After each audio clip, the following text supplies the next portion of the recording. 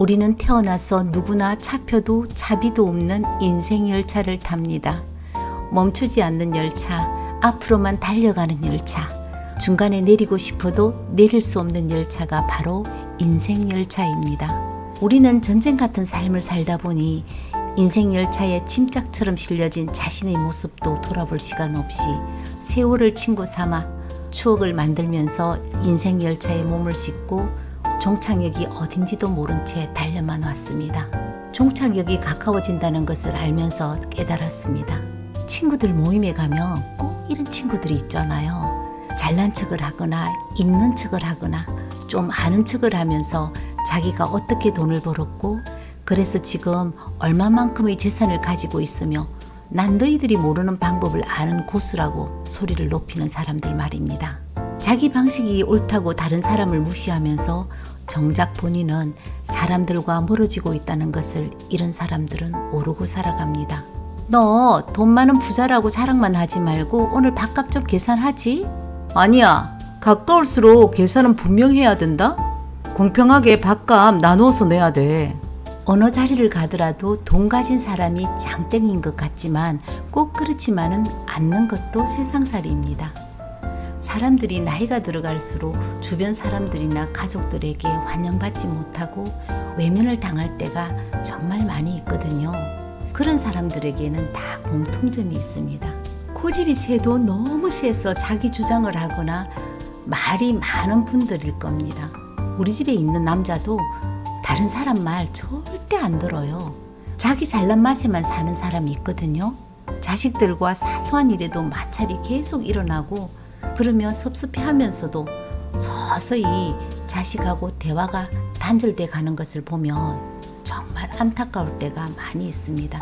하지만 제가 남의 말할 입장이 아니었거든요. 나이가 들어보니까 나도 모르게 고집이 센 사람으로 변해 있었고 옛날 내가 살아왔던 방식을 계속 주장하면서 말이 많아진 것을 내가 인정을 안 하고 살고 있었던 것뿐이었습니다. 저도 사람들을 많이 만나는 직업이지만 50대가 넘어선 분들과 대화를 하면 부정적인 사고와 다친 사고를 가지고 계시는 분들이 많아서 상대하기가 정말 힘이 많이 들거든요. 이렇기 때문에 노인은 있어도 어른은 없다는 말이 있는 모양입니다.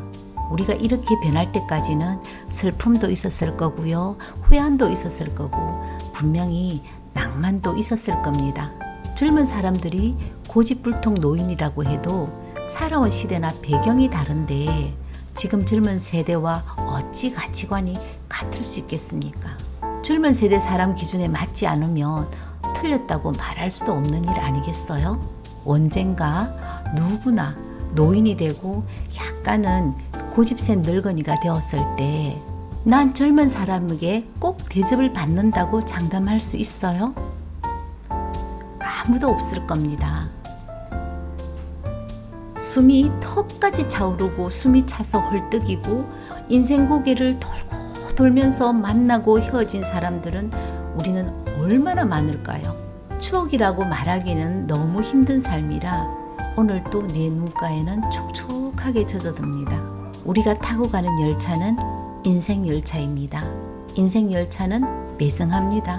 태어나면 누구나 타서 무작정 이끌려가는 열차가 인생 열차이죠. 말이 통하지 않는 고집불통도 나밖에 모르는 욕심 많은 사람도 사회를 떠들썩하게 만들었던 흉악범도 함께 타고 철길을 달립니다. 난 실제로 열차를 19살에 처음으로 탔거든요.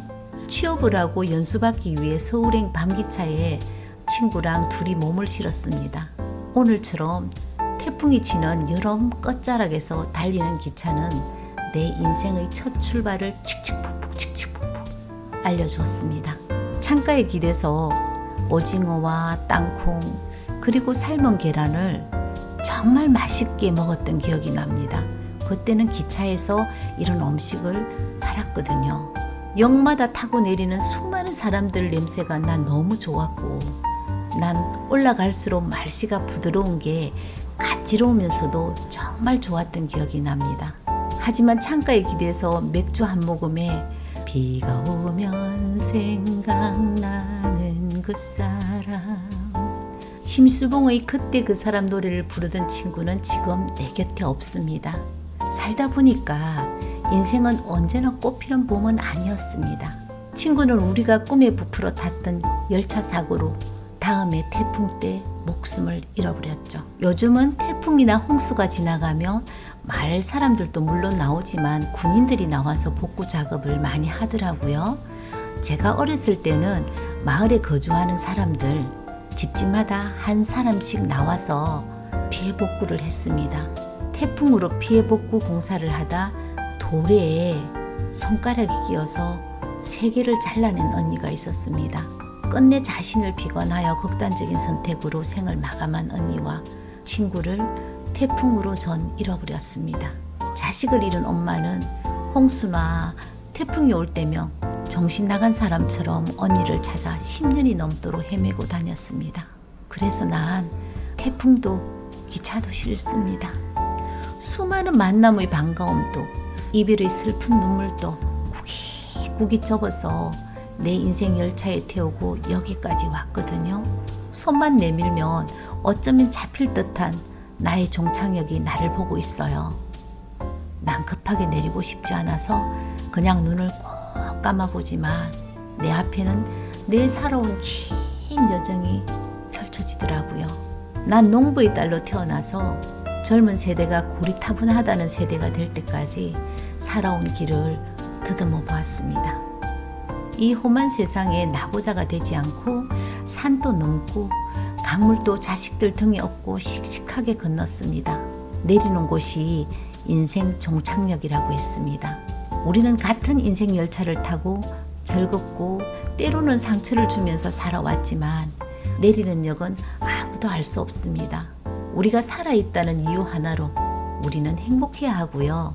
지금부터 남은 종착역까지 세상 모든 근심과 걱정은 하지 말고 불행은 다음 역에 내려두고 내 인생의 행복만 가득 싣고 가기를 바라겠습니다. 오늘 인생 열차는 여기서 정차하고요. 다음 사연으로 다시 출발하겠습니다. 감사합니다.